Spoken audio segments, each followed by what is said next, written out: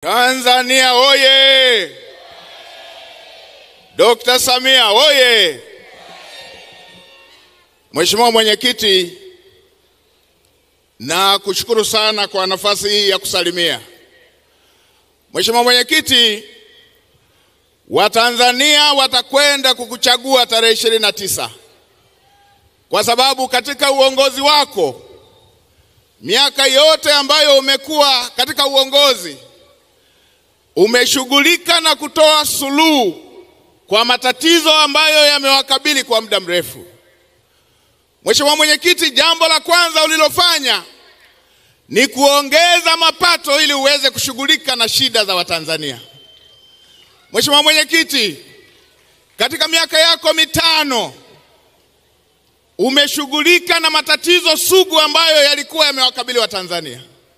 Jambo moja, katika uongozi wako umehakikisha haki ya Mtanzania haipotei. Pale ambapo Mtanzania anadai huduma kutoka serikalini, umehakikisha serikali yako inatimiza wajibu huo. Mheshimiwa Mwenyekiti, kulikuwa na maeneo mengi yaliyotwaliwa na serikali. Watanzania hawa walitoa maeneo yao kwa ajili ya miradi ya maendeleo, kwa ajili ya uwekezaji, yakiwemo ya barabara, yakiwemo ya viwanja vya ndege, yakiwemo maeneo ya uwekezaji.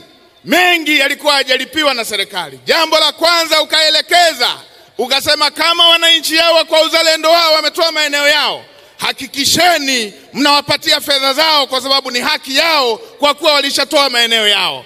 Mheshimiwa Mwenyekiti, umetumia zaidi ya bilioni 500 katika kipindi chako kuhakikisha unalipa fidia kwa watu ambao kwa uzalendo wao walikuwa wametoa maeneo yao. Hata pale jana ulipokuwa katika jimbo la Segerea, umetoa zaidi ya bilioni 54, fedha ambazo walikuwa wakizidai tangu mwaka 1992. Umetoa fedha za aina hiyo Liganga, umetoa fedha za aina hiyo kule Ngaruka, umetoa fedha za aina hiyo kule Nyantwari na maeneo mengine ambako Watanzania walitoa maeneo yao wakabaki wanadai serikali iweze kuwalipa fedha zao. Na umeelekeza kila mwaka fedha ziendelee kutengwa ili kuweza kulipa fidia maeneo ambayo Watanzania wamepisha miradi ya maendeleo. Huo ni uzalendo, huo ni utenda haki, huko ni kusimamia haki za Watanzania ambao wanajitoa kwa ajili ya taifa lao. Mheshimiwa Mwenyekiti, sio hilo tu. Kuna Watanzania waliowahi kutumikia nchi yetu, walikuwa wanadai madeni ya tangu mwaka 1992, umetoa zaidi ya trilioni 2.1 kuweza kuwalipa wazee wetu hao ambao walishatumikia nchi yetu.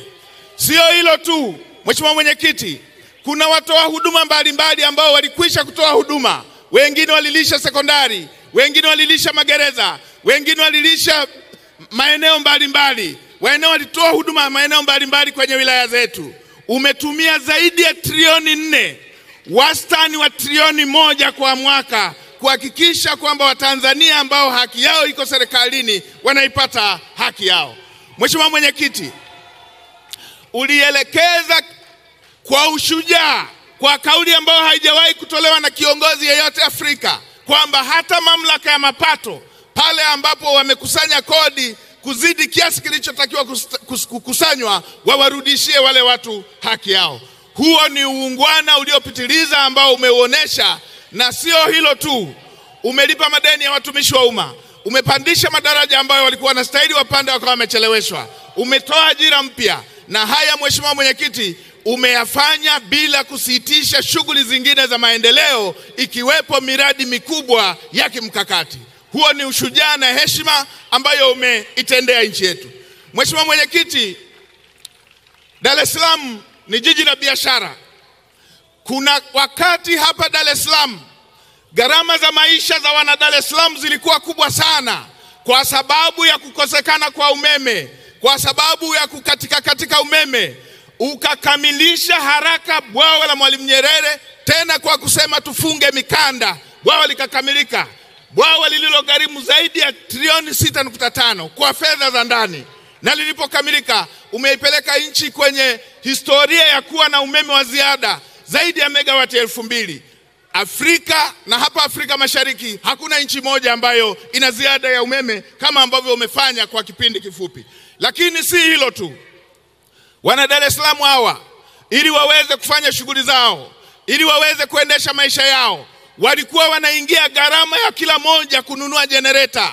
Walikuwa wanaingia gharama ya kila moja kununua mafuta ili aendeshe generator, ili hali tu shughuli yake iendelee. Wewe ulipomaliza bwawa la Mwalimu Nyerere, ukajenga mradi wa kuimarisha gridi imara, mradi ambao umesababisha tusahau adha ya umeme kukatika, jambo ambalo ilikuwa kila umeme ukikatika unaporudi wa Tanzania tunashangilia kama goli limefungwa.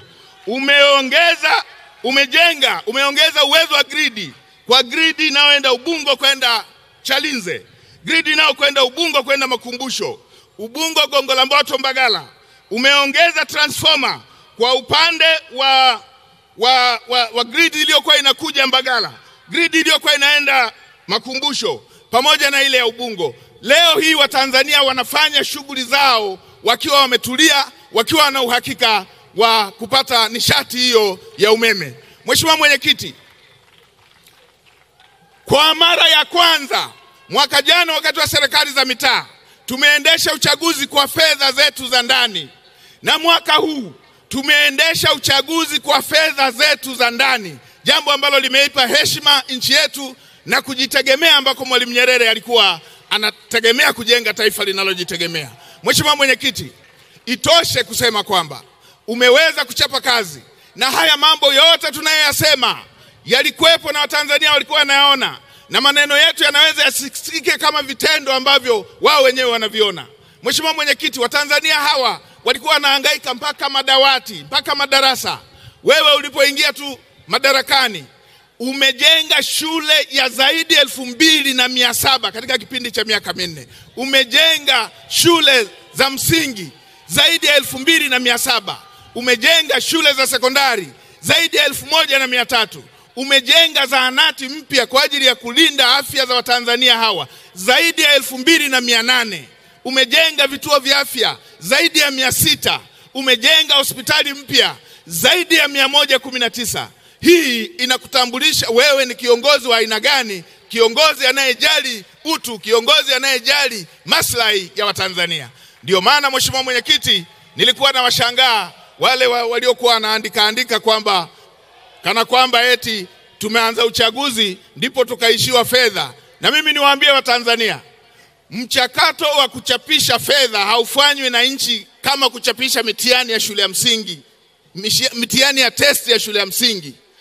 Kuchapisha fedha duniani ni zoezi ambalo linaheshimika dunia nzima, na mpaka sasa linafanywa na viwanda ambavyo vinaheshimika kwenye mataifa makubwa.